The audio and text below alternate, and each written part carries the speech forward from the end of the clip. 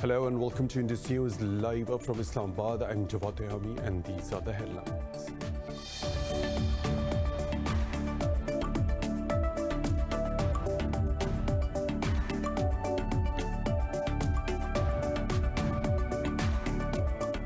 In Pakistan, at least 6 soldiers have been martyred when an improvised explosive device hit their convoy in the North Waziristan district. The military's media wing said Captain Umar Farooq was among those martyred.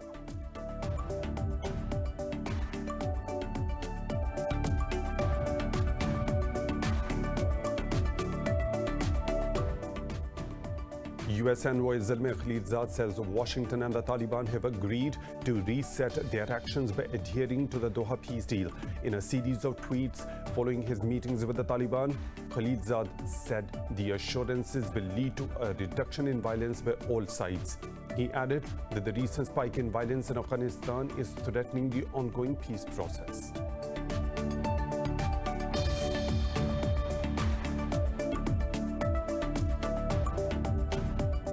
In Thailand, protesters have taken to the streets again in Bangkok despite arrests of activists and an emergency decree against gatherings. They are demanding the release of protest leaders detained in the crackdown on a student-led protest movement. The decree was issued in response to protests calling the resignation of Prime Minister Prayut Chan-o-cha and a reduction in King's powers.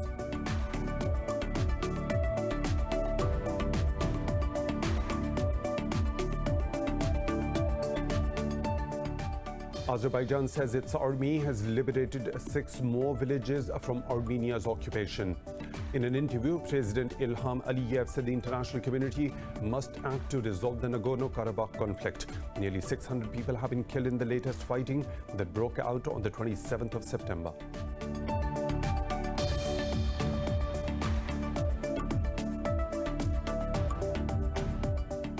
India has reported 680 COVID-19 deaths and nearly 68,000 infections overnight. India's death toll has surpassed 111,000 with a caseload crossing 7.3 million. In Pakistan, 13 people have died of the coronavirus overnight, taking the toll to 6,614. Globally, COVID-19 has claimed more than 1,092,000 lives and infected over 38.4 million people so far.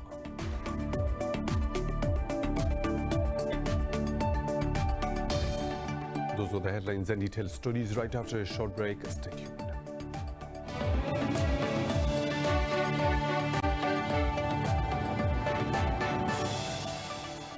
Welcome back. And now with the news in detail. In Pakistan, at least 6 soldiers have been martyred when an improvised explosive device hit their convoy in North Waziristan. The military's media wing said Captain Umar Farooq was among those martyred. This comes days after security forces killed 2 terrorists in an intelligence-based operation in North Waziristan. On Tuesday, National Security Advisor Mueed Yusuf said India is behind several terrorist attacks in Pakistan. Pakistan has summoned a senior Indian diplomat to register its protest over ceasefire violations along the line of control. Yesterday, 2 civilians were wounded by unprovoked Indian fighting in the Barmoch village in Jandarod sector. Foreign Office said Indian forces have continuously been targeting civilians with heavy artillery along the LOC and the working boundary. Pakistan has demanded international investigation into the deliberate ceasefire violations. Spokesperson Zahid Hafiz Chaudhry said India must respect the 2003 ceasefire understanding. He added 19 civilians have been martyred and 197 wounded in over 2,500 ceasefire violations this year so far. Pakistan has warned the world community that India's aggressive actions pose a grave threat to global security. Islamabad's envoy to the UN, Munir Akram, said India has nuclearized the Indian Ocean by deploying anti-ballistic missiles. More in this report. In his speech to the General Assembly's First Committee, Akram said India is increasing the range, sophistication and diversification of all types of delivery systems and platforms. He added Delhi's no first use policy lacks credence. The NY further said India has operationalized its Cold Star doctrine of a surprise attack against Pakistan, highlighting India's deployment of strike force brigades along the border. He said it intends to fight a limited war with Pakistan. Akram criticized Modi-led India for refusing to engage in any dialogue with Pakistan to resolve disputes. He reiterated Pakistan's desire for peace and strategic stability to achieve socio-economic development. He warned Islamabad will respond decisively to any Indian aggression with full force. U.S. envoy Zalmay Khalilzad says Washington and the Taliban have agreed to reset their actions by adhering to the Doha peace deal. In a series of tweets following his meetings with the Taliban, Khalilzad said the assurances will lead to a reduction in violence by all sides. He added that the recent spike in violence in Afghanistan is threatening the ongoing peace process. Earlier, the UN mission in Afghanistan urged the warring sides to immediately halt violence. Dozens of people have been killed and thousands displaced by the latest violence in Helmand. This comes at a time when the Afghan government and the Taliban are engaged in peace talks in Doha. Azerbaijan says its army has liberated 6 more villages from Armenia's occupation. In an interview, President Ilham Aliyev said his forces already control 2 of Karabakh's 5 major regions. He said the international community must act to resolve the Nagorno-Karabakh conflict. He also said Russia's proposal to deploy military observers in the disputed region would require Azerbaijan's approval. Nearly 600 people have been killed in the latest fighting that broke out on the 27th of September. Protesters have taken to the streets again in Bangkok despite arrests of activists and an emergency decree banning gatherings. Demonstrators are demanding the release of the protest leaders detained in the crackdown on a student-led protest movement. The decree was issued in response to the protests calling for the resignation of Prime Minister Prayut Chan-o-cha and a reduction in the king's powers.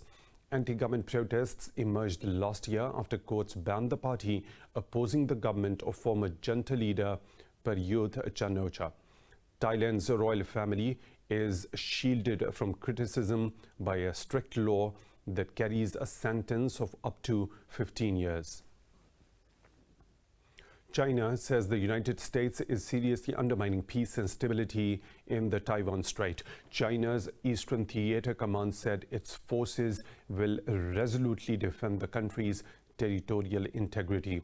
Spokesperson Zhang Junhui said the U.S. should stop its provocative words and actions in the waterway. He accused the U.S. of sending misleading signals to people in Taiwan. This comes after a U.S. Navy destroyer sailed through the waters amid escalating tensions between Beijing and Taipei. Washington called it a routine Taiwan Strait transit, while Taiwan's defense ministry said the USS Berry sailed in a northerly direction and the situation is normal. China has warned of countermeasures for the U.S. sanctions warning to banks over Hong Kong.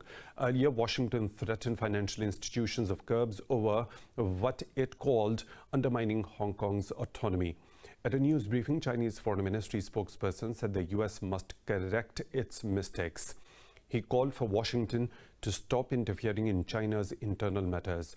In a report submitted to the Congress, the U.S. Treasury Department identified 10 individuals likely to be sanctioned. The list includes Hong Kong Chief Executive Carrie Lam. The Treasury Department accused the identified persons of violating the joint declaration of Hong Kong's autonomy. The U.S. says it is open to an extension of the New START nuclear arms control treaty with Russia.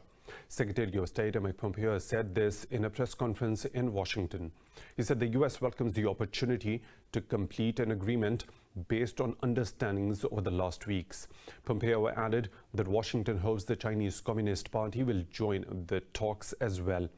This comes after Russia denied U.S. claims that a deal to extend the treaty has been reached in principle. The 2011 treaty is due to expire on the 5th of February 2021. The pact between the two countries imposed curbs on the growth of the world's two largest nuclear arsenals. In Kyrgyzstan, Prime Minister Sadir Japarov said he is assuming presidential powers following the resignation of President Sooronbay Jeenbekov. Under the country's constitution, Japarov must now oversee a presidential election within 3 months in which he himself cannot run. Kyrgyzstan is in a political turmoil stoked by protests over alleged rigging in October 4 parliamentary elections. The protests prompted the electoral authorities to annul the vote, but it wasn't enough to pacify the protesters. In Yemen, Houthi rebels have released 2 American hostages as part of Oman and US-backed prisoner exchange. US State Department says a 3rd American died in captivity. The State Department thanked Oman and Saudi Arabia for the diplomatic efforts. A deputy assistant to the US President, Kash Patel, said humanitarian worker Sandra Lolly was held for 3 years, while Mikhail Jidada for 1 year. In a tweet, Houthi spokesperson said 240 Yemenis have returned to the Yemeni capital in exchange. Meanwhile, Yemeni army claims it has killed 2 senior Houthi commanders in Al-Hudaydah province. A Yemeni army spokesperson stated the commanders were killed in a retaliatory fire during their attack on army positions. The Houthis have not yet commented on the army's claim.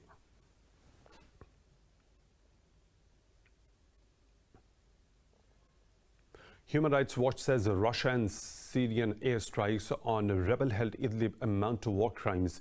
The watchdog says it investigated dozens of unlawful air and ground strikes on civilian targets in the region around Idlib.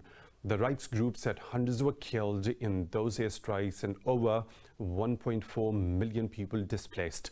The organization's global head, Kenneth Roth, said the 2 deliberately hit hospitals, schools, and residential areas.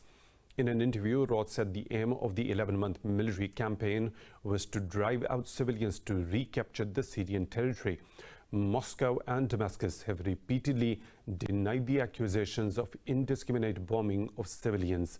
However, the rights body said it has received no response to a summary of findings and questions it sent to both the governments. More stories to follow right after a short break. Stay tuned.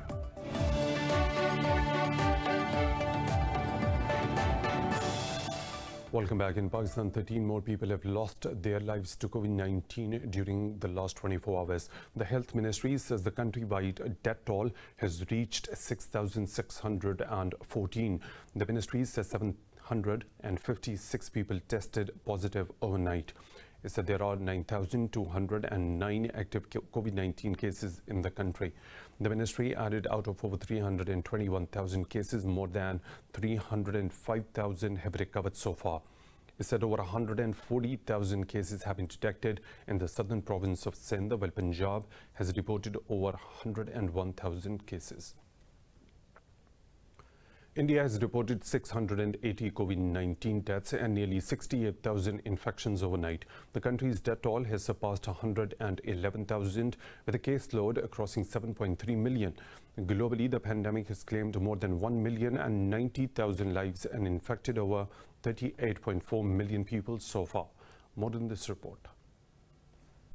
The surging second wave of COVID-19 has prompted fresh restrictions in many countries across the globe. Months after Europe flattened the curve, the virus has crept back onto the continent. Germany has announced new curbs as daily infections hit a record high since April. France has imposed a nightly curfew on almost 1/3 of the country's 67 million people. The decision we have taken is a curfew for the Paris region, where the virus is in very active circulation, and several other cities, 8 other cities, as well as the Paris region.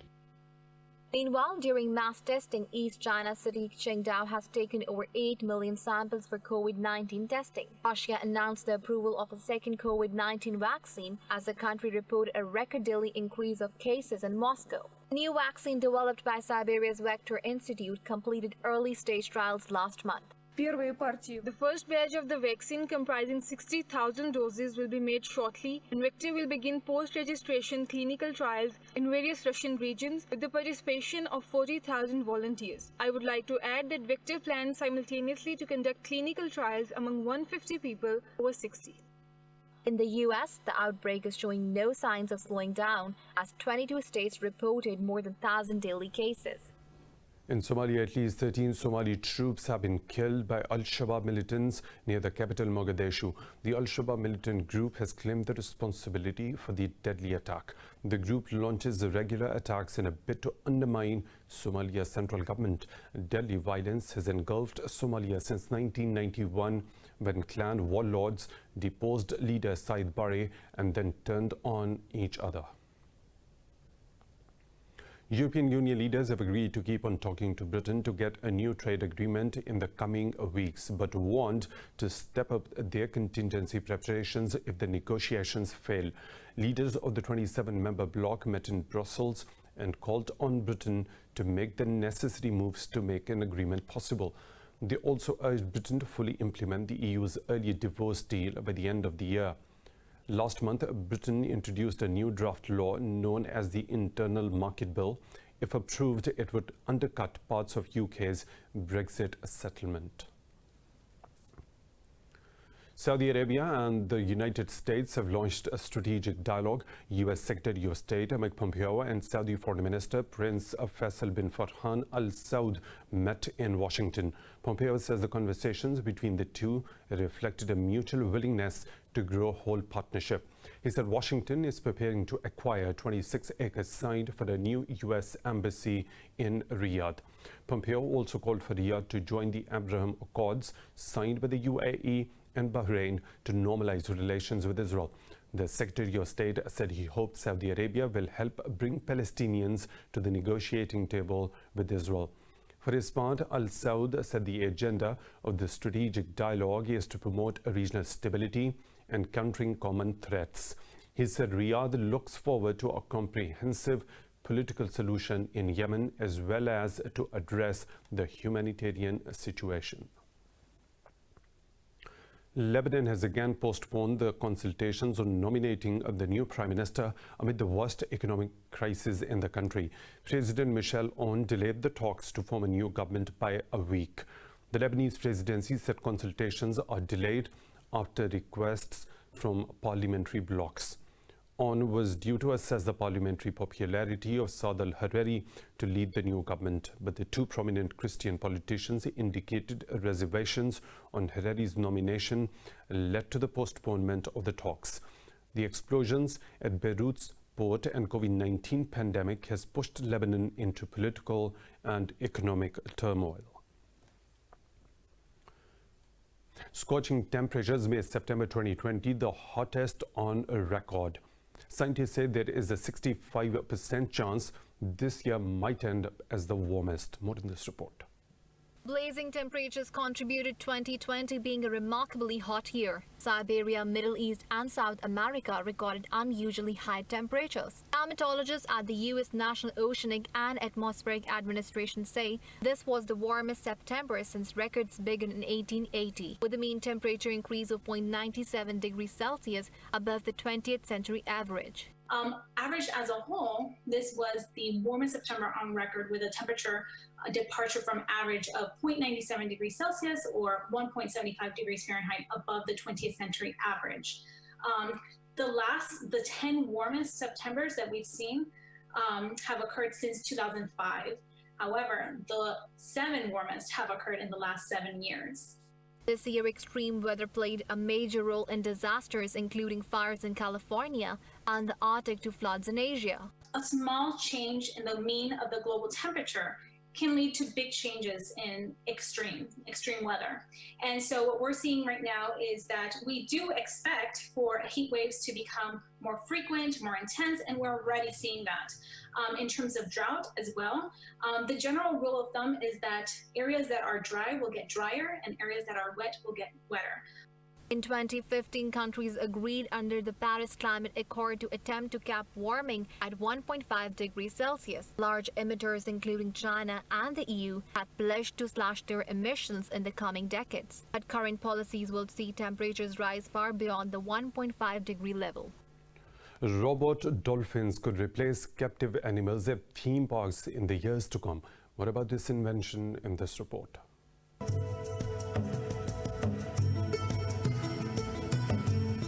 Age Innovations, the US company behind animatronics used for Hollywood blockbusters like Free Willy, Deep Blue Sea, and The Abyss, is hoping its technology will transform marine parks in China. It is providing an alternative to live animals captured, bred, trained, and held in captivity. I think, it's kind of surprising there are like 3,000 dolphins currently in captivity being used to generate several billions of dollars just for dolphin experiences. And so there's obviously an appetite to love and learn about dolphins. And so we want to use that appetite and offer kind of different ways to fall in love with a dolphin. A move to animatronics, including beyond traditional dolphin acrobatic shows, may be enough to bring back audiences turned off by parks using live animals. If you want to design a show to use real dolphins, you've got to capture real dolphins, train them, and then get them to do that show. With creating robots, you have to do exactly the same thing. The difference is you don't have to do animal husbandry. You don't have to have breeding programs. You don't have to worry about the safety with human beings. Beyond dolphins, the company envisions animatronic animals in marine parks to include great white sharks or even creatures from the Jurassic time period. More stories to follow, but right after a short break. Stay tuned.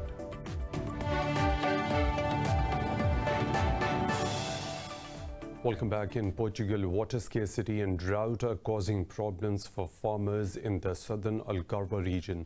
They say an avocado production boom in recent years is to be blamed for the shortage of water. A British farmer who recently moved to Portugal is facing similar problems. This report has more. Like many Britons in Portugal, Richard Allen moved to the sun-drenched Algarve region to retire. He bought a farm, married the love of his life, and grew a vegetable garden. Then he started running after the precious blue liquid since avocados guzzle more water than the region's orange crops. I'm sure that what used to be groundwater is now gone into the avocados or evaporated, one or the other, and it's not available for those of us who were expecting to be able to tap that for our daily life, basically. Around 10 miles away, one of the region's main dams, Bravura, is down to just 18%, the lowest level in Portugal. Experts say climate change and rising temperatures have led to dehydration of important aquifers. A disaster will happen soon. It is obvious it will happen soon. Climate change is very present. It is talked about all over the world. The Algarve is no exception. Environmentalists foresee devastation that will be hard to undo once the avocado trend is over.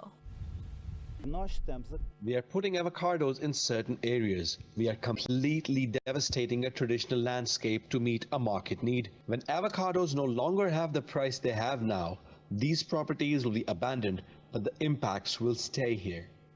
From toast to smoothies, the avocado has become popular worldwide. It is completely in fashion, and the new generations are attracted to it due to its immense health benefits. But if Allen's struggles are anything to go by, the lack of water may ultimately bring Algarve's avocado dreams to halt. In Romania, a cliff diving pair has dived 120 meters underground in one of the world's oldest salt mine. In a never-done-before feat, the athletes leap from the walls of the cone-shaped mining room into the high salinity lake. What in this report?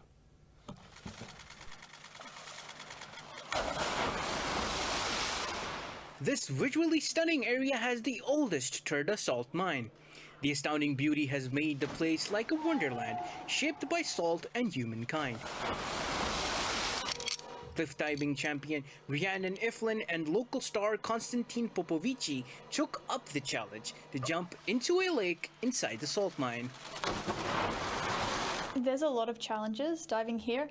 Well, firstly, it's a brand new location. It's very dark down in the lake. The water is 17% more dense than seawater, so the impact is different. It's actually quite a unique experience to hit the water when it's that salty. It just pushes you straight up to the surface. So that's also a challenge. You know, we came here not knowing how that would feel and how the body would take the impact with the different water.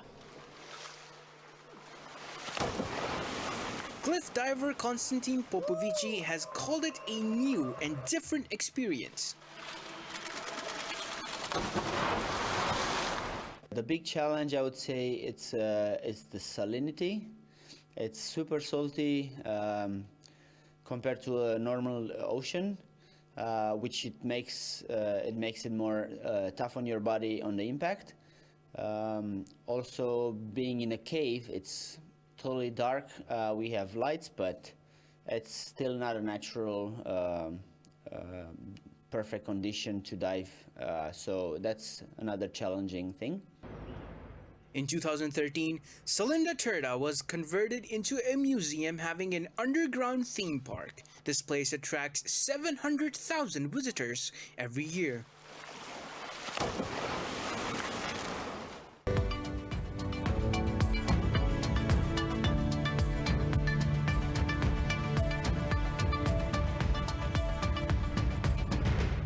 The Wall Street stocks have dropped following an unexpected rise in weekly jobless claims, which aggravated fears of a stalling economic recovery. The Labor Department data shows the jobless claims rose sharply to nearly 900,000 last week. The markets were also down as Treasury Secretary Steven Mnuchin dashed hopes for more fiscal aid before the election. The indices of S&P 500 and Dow Jones Industrial Average traded nearly 1% lower, while Nasdaq Composite also traded over 1% down. Meanwhile, oil prices declined as new restrictions to stem a surge in COVID-19 infections have increased uncertainty. European stocks have tumbled as hopes fade that a US stimulus package will be agreed before the November election. Investors are also worried over new restrictions across Europe due to a surge in COVID-19 cases. Frankfurt's DAX plummeted nearly 3%. The Pan-European Stock 600 shed over 2%, with travel and leisure stocks falling over 3%. London's FTSE plunged over 2%, while Italy's FTSE MIB dived almost 2.5%. In Paris, the CAC 40 slipped over 2%. All Asian stocks also fell, with the exception of the ASX 200 in Australia. And that is all for now. For the latest updates, you can follow us on social media at Indus.News.